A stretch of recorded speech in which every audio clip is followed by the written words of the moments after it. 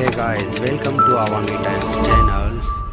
Today at Mumbai Marathi Patrakar Hall, organized by Let's Raiser of Foundation Celebration Function Award, Chief Guest Supriya Sole, Member of Parliament. Thank you.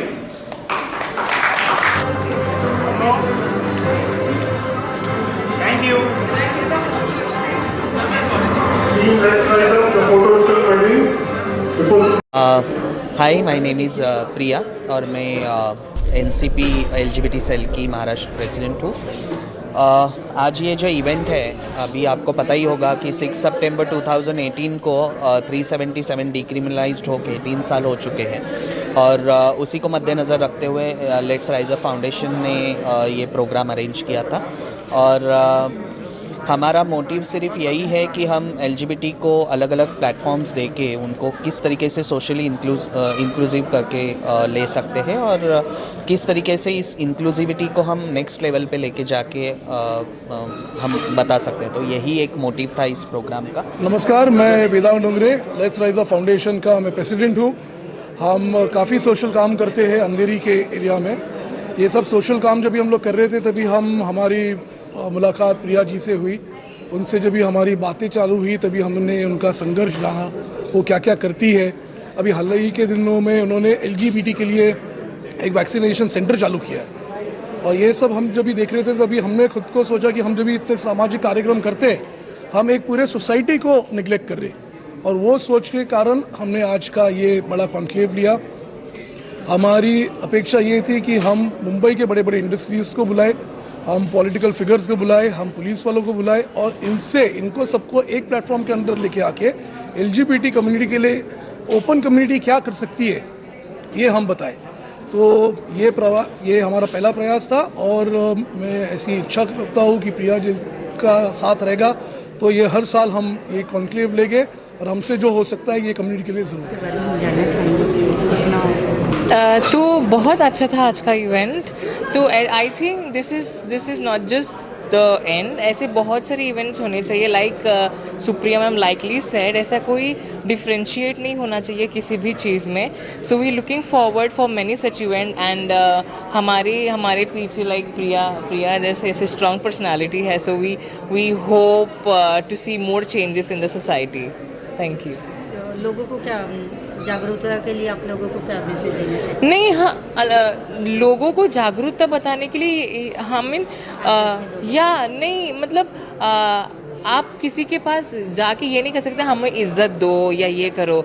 हर किसी को अपने तरीके से समझना चाहिए। अलग कोई नहीं है, जैसी उनकी अलग सोच है, उनकी अलग चॉइसेस है, वैसे ही हमारी अलग सोच और हमारी चॉइसेस है। इसकी वजह से हम अलग नहीं होते उनसे। It is just matter of some choices. तो उसकी वजह से हम जाके किसी वो नहीं हमारे पास आते ना कि हमें एक्सेप्ट करो या ये करो। तो why should we go asking for people? I mean they should understand. I mean respect comes from within. You can't ask. अवसर पे इस बहुत इम्पॉर्टेंट ओकेजन पे हमारी कोविड की जो डिस्कवरी है और जो ग्लोबल साइंस है, जिसको हमने पिछले 1.5 साल से लगभग कोविड जिस दिन देश नेशनल लॉकडाउन हुआ उस दिन से लेके आज तक जो इस विषय में हम काम कर रहे हैं, उसको एक जनता के सामने पहली बार लाने की हमने आज कोशिश की है। बात इस बुक में जो इंटरेस्टिंग है वो 2 फरवरी 2020 को हमने 5 ट्वीट करके मैंने अपने डोमेन से लोगों को बताया। इसमें प्रधानमंत्री, हमारे महाराष्ट्र के मुख्यमंत्री, जितने इम्पोर्टेंट लोग हैं सब टैग हैं और मैंने बहुत हार्श वर्ड में लिखा है कि देश को लॉकडाउन इमीडिएटली करना चाहिए, otherwise we are heading for disaster. मैं बात कर रहा हूँ 2 फरवरी 2020 की। तो सर इसके बारे में फिर आपको कोई रिप्लाई आया था जिसको आपने टाइप किया था? देखिए, फ्रैंकली स्पीकिंग देश में ऐसा माहौल था, पूरे विश्व में ऐसा माहौल था कि वी वर एक्सपेक्टिंग कि शायद कोई नहीं आएगा, क्योंकि उस वक्त किसी को कुछ नहीं समझ में आ रहा था। लेकिन अगर आप ये तारीख जो आपके सामने प्रूफ है, आप मेरे डोमेन में जाके देख सकते हैं और जो शब्द मैंने यूज़ किए हैं जो पॉलिटिकल हैं वो भी समझ सकते हैं कि these are very strong words which I have used. I have only shared here 3 tweets here, but on that particular day, I have tweeted 5 times, tagging every single important person in this country कि शायद उस तक बात पहुंच जाए। But लड़ाई हमें लड़नी थी। उस दिन फिर उसके 1.5 महीने बाद या लगभग जो भी 24 तारीख को देश का लॉकडाउन हुआ, जब लॉकडाउन हुआ तो फिर हम लोग निकले। हमने महाराष्ट्र के हेल्थ मिनिस्टर से मुलाकात की, राजेश टोपे साहब से। हमने उनको साइंस समझाया 27 मार्च को। तब देश लॉकडाउन था मुंबई शहर में। जब हम लोग निकले तो लोग हमें मारने आ रहे थे, लेकिन मैंने अपनी टीम को कहा अगर हमारे पास साइंस है, जज्बा है, ये तो प्रूव हो ही जाएगा बाद में, लेकिन करने का समय आज है। और आज नहीं किए तो कल हम अपने आपको माफ़ नहीं कर पाएंगे। एंड ट्रस्ट मी, उसके बाद हम लोग निकले वहाँ से। हम लोग जो साइंस को समझते हैं, इसका प्रोटेक्शन एक मशीन से होता है। वो मशीन हम लोग इंपोर्ट करके बहुत से हॉस्पिटल्स में लगाते हैं। हमने कहा वो जो कंसाइनमेंट है वो कहीं अब नहीं लगेगा, ये पहले इस योग में लगेगा। हम इसको बेसिकली ह्यूमिडिटी कंट्रोल मशीन कहते हैं। वो वह सारी चीज़ें हैं इसमें। इसके बाद हम लोगों ने, हेल्थ मिनिस्टर ने कहा एक रिपोर्ट मुझे पूरी समरी चाहिए। हमने उनको एक रिपोर्ट बना के दी और इसकी वाइट रिपोर्ट्स हमने पब्लिश किया अप्रैल में। ये सब चीज़ें तब की बात कर रहा हूँ जब पेंडेमिक था, तब कोई घर से निकल नहीं सकता था। ये उस दौरान की बात है। और उसी दौरान हम लोग एक वर्ल्ड में सबसे बड़ी इसी साइंस को जो वर्ल्ड पिटीशन फाइल हो रहा था उसका एक हिस्सा बने। ये दुनिया का सबसे बड़ा नाम है doctor Stephanie Teller from Harvard medical. यही मैडम के बेस्ड पे रिपोर्ट पे पहली दुनिया की पिटीशन बनी WHO को, क्योंकि WHO भी पहले 4-5 महीने एग्री नहीं कर रहा था। तो ये रिसर्च में जो बनी, इसमें हमारी कंपनी अम्फा जो एयर क्वालिटी कंपनी है, इसको उन्होंने शामिल किया। दुनिया के 30 एक्सपर्ट्स को शामिल किया। उन्होंने इस साइट का नाम ही रखा 42RH60RH.com। एक टेक्निकल वर्ड है लेकिन आदमी समझ सकता है, और जो इस डोमेन में काम कर रहे हैं। इसके बाद ये कहानी वहाँ से शुरू हुई। फिर हमारी जो रिपोर्ट थी अप्रैल 2020 की, उसको जर्मनी ने अप्रैल पूरे दुनिया के साइंटिस्ट ने मिलके 1 साल बाद उसी थ्योरी को कंफर्म किया। तो कह रहा हूँ, तो आप अगर सच्चाई है, आपके कन्विक्शन है, आप ग्राउंड लेवल से आप काम कर रहे हैं, दुनिया माने नहीं माने सब चीज़ें, ये सारे सेंटर्स में हमने मशीन तब लगाई है जो लोग शायद हॉस्पिटल से 3 किलोमीटर दूर से भागते थे। तब की बात कर रहा हूँ। ये सारे मुंबई के जितने हॉस्पिटल सेंटर में इस वक्त हम लोग घूमते गए और सारे डॉक्टरों को हमने साइंस समझाया, जब तक उनको भी नहीं पता था ये चीज़ें क्या है। और हमने, क्योंकि MCGM के जो हेल्थ डायरेक्टर ने कहा अगर हमारी टीम बचेगी तो लोग बचेंगे, और यही लोग इंचार्ज थे मुंबई शहर को बचाने के लिए। आज क्या माहौल है ये सब चीज़ों के? आज बहुत हद तक एक्सेप्ट है। ये सारा आपकी टाइम्स ऑफ इंडिया से लेके ये सारी चीज़ जो हमने काम किया CSR में, ये बहुत हद तक कवर हुआ है। इसके बाद ये ICMR से लेके WHO से लेके सब एक्नॉलेज करते गए।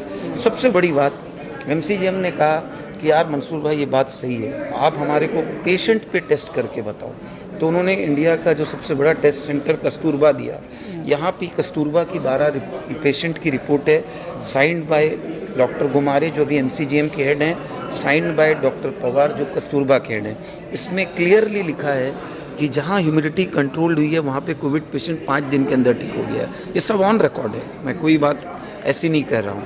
तो ये आम आदमी को पता चलेगा, बहुत से लोग की जान बच सकती है। आज सरकार की अपनी चीज़ें हो सकती है, लेकिन हमारा काम है लोगों तक लाना। हम लोग एक्टिविस्ट लोग हैं। इसका नतीजा ये निकला कि इस रिपोर्ट के बाद दुनिया की सारी बड़ी रिपोर्ट में, सॉल्यूशंस में आज अम्फा का नाम टॉप लेवल पे आ रहा है।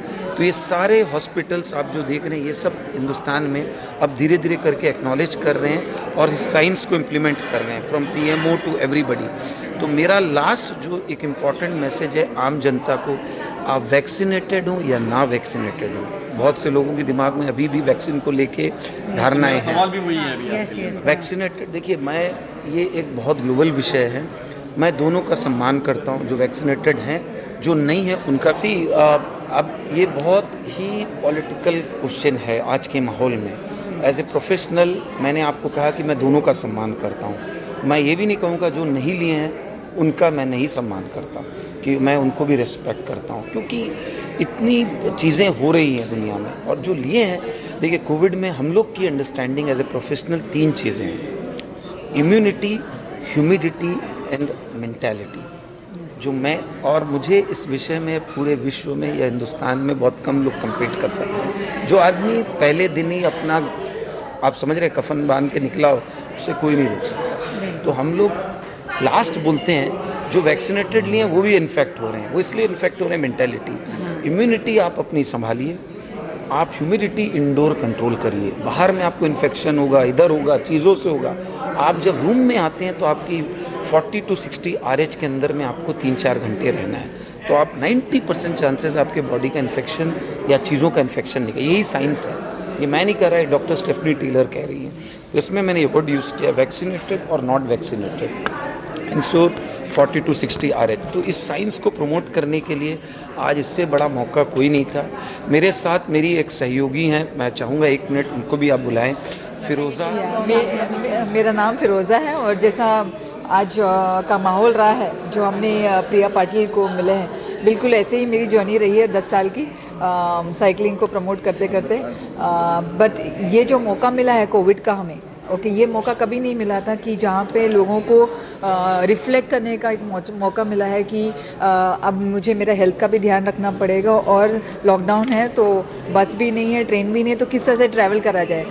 तो एक साइकिल ऐसी वाहन बन गई लोगों के लिए, जो लोग ऐसा मैंने कभी नहीं देखा कि डिमांड और सप्लाई का प्रॉब्लम, मतलब डिमांड इतना है और सप्लाई नहीं कर पा रहे साइकिल मैन्युफैक्चरर्स। ये कभी नहीं हुआ है। मैं 10 साल से जुड़ी हूँ साइकिलिंग प्रमोट करने के लिए। तो हमने भी एक मुहिम चलाया मुंबई सिटी के लिए, क्योंकि हमारा विजन है to make Mumbai the cycling capital of India by 2030। As a bicycle mayor मेरा जो टाइटल है, it is attach to a Dutch NGO call BYCS, और ग्लोबल प्रोग्राम है जहाँ 100 बाइसिकल मेयर्स हैं। इंडिया में 45 बाइसिकल मेयर्स हैं। मैं मुंबई की पहली बाइसिकल मेयर हूँ। सबका एक ही मैंडेट है, 50/30, which means 50% of the commute trips should be converted into cycling by 2030। तो वो 2030 का जो हमारा टाइमलाइन है तो बहुत मायने रखता है। साइकिलिंग का भी एक मोमेंटम मिल गया है, 35% इंक्रीज़ हुआ है cycling Mumbai city across the globe.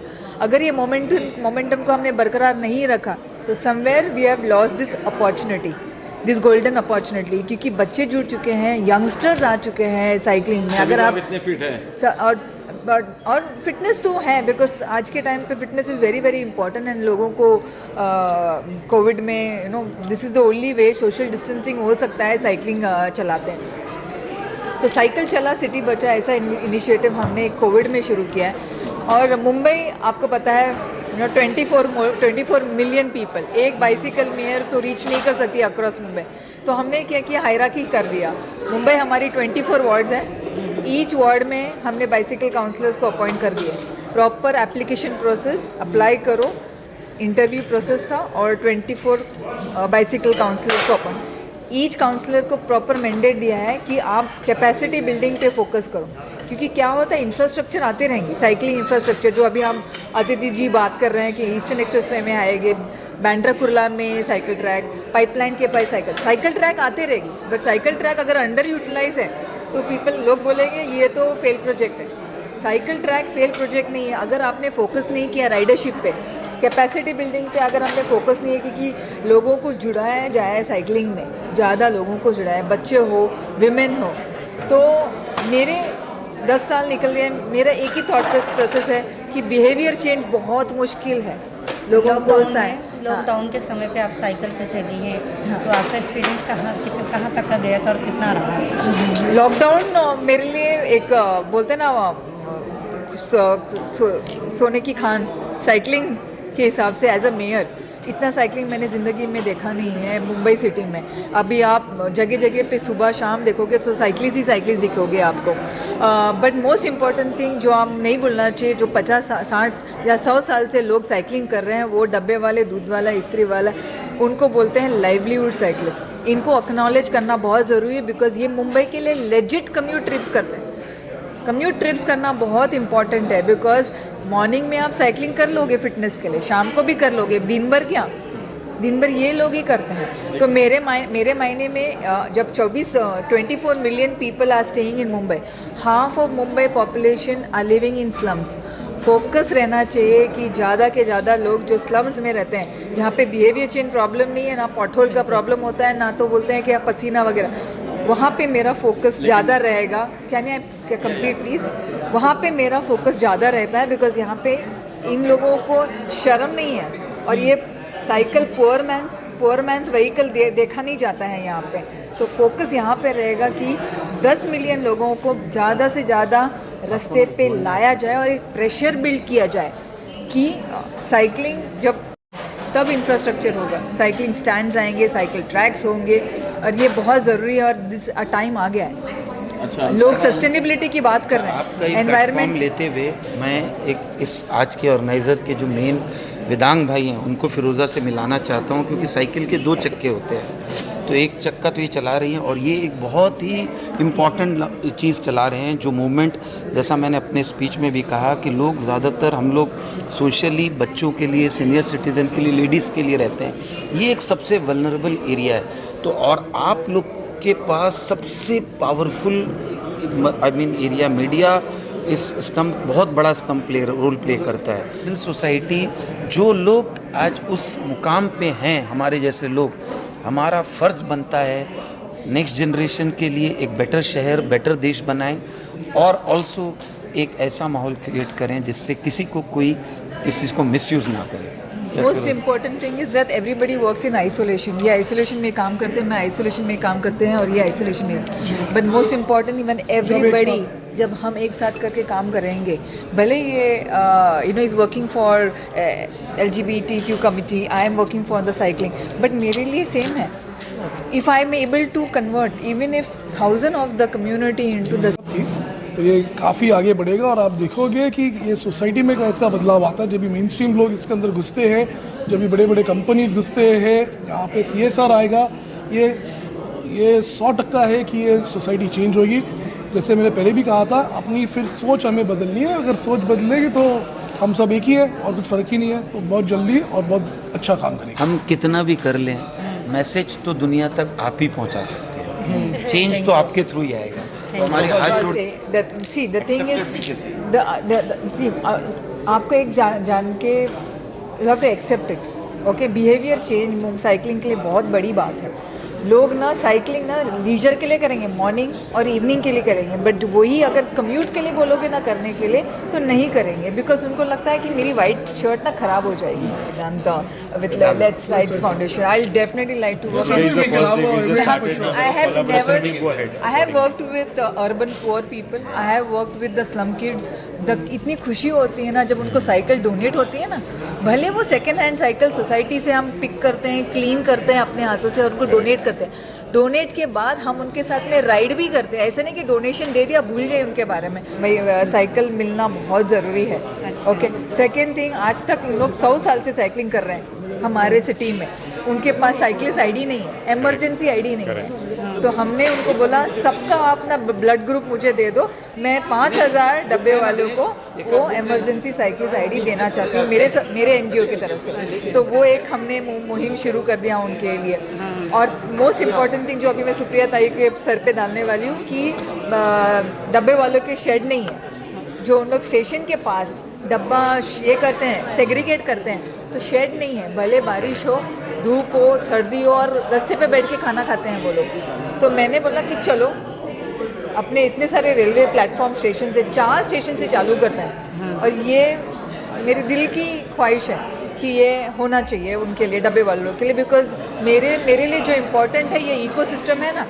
It's not only about the elite cyclist या तो जो 1 लाख या 50,000 की साइकिल चलाते हैं, मेरे लिए वो इम्पोर्टेंट है। जो हीरो एटलस की घोड़ा साइकिल चलाते हैं वो मेरे लिए इकोसिस्टम, ऑफिस खाना पहुंचाते हैं, घर खाना पहुंचाते हैं, वो इकोसिस्टम ना बहुत इम्पोर्टेंट है। एज अ बाइसिकल में मेरा पूरा फोकस उन लोगों के लिए जाएगा बिकॉज वो कम्यूट करते हैं।